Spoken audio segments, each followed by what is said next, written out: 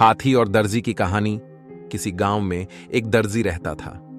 उसका स्वभाव सरल और दूसरों पर दया करने वाला एवं मिलनसार था। पूरे गांव वाले अपने कपड़े सीलने के लिए उसी को देते थे। एक दिन दर्जी की दुकान में एक हाथी आया। वह बहुत भूखा था। दर्जी ने हाथी को खाने के लिए केला दिया। अब हाथी रोज उस दर्जी की दुकान पर आने लगा। दर्जी भी हाथी को रोज केला खिलाने लगा।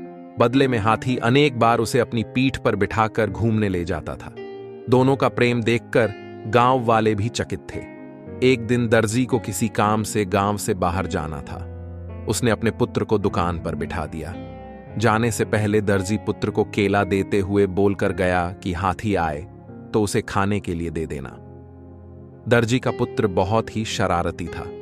दर्जी के जाने के बाद ही उसने केला स्वयं खा लिया। जब हाथी आया तो दर्जी के पुत्र के मन में एक शरारत आई। उसने एक सुई उठाई और उसे अपने हाथ में पीछे छुपाकर हाथी के निकट गया। हाथी को लगा कि वह केला देने के लिए आया है। उसने अपनी सूंड आगे बढ़ाई। हाथी के सूंड बढ़ाते ही दर्जी के पुत्र ने उसे सुई चुभो दी। हाथी दर्द से बिलबिलाने लगा। ऐसा देखकर दर्जी के लड़के को बहुत मजा आया और वह ताली बजाकर हंसने लगा। दर्द के कारण बिलबिलाता हाथी पास की नदी की ओर भागा। वहां पहुंचकर उसने अपनी सूंड पानी में डुबो दी। कुछ देर नदी के ठंडे जल में रहकर उसे आराम महसूस हुआ।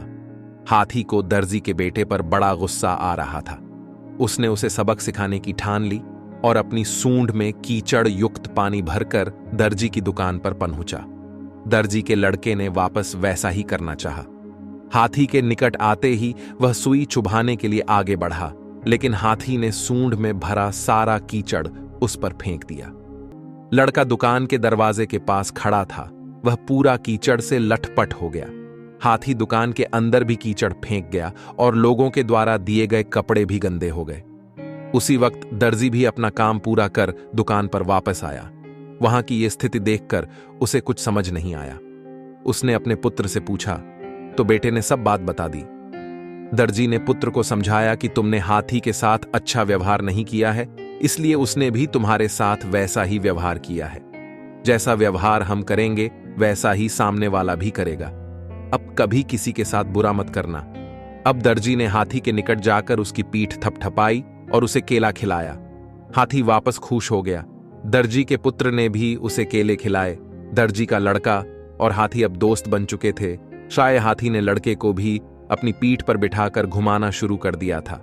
अब दर्जी का पुत्र सुधर चुका था और दूसरे लोगों से भी अच्छा व्यवहार करने लगा था। इस कहानी के माध्यम से हमें यह सीख मिलती है कि कभी भी किसी के भी साथ बुरा नहीं करना चाहिए।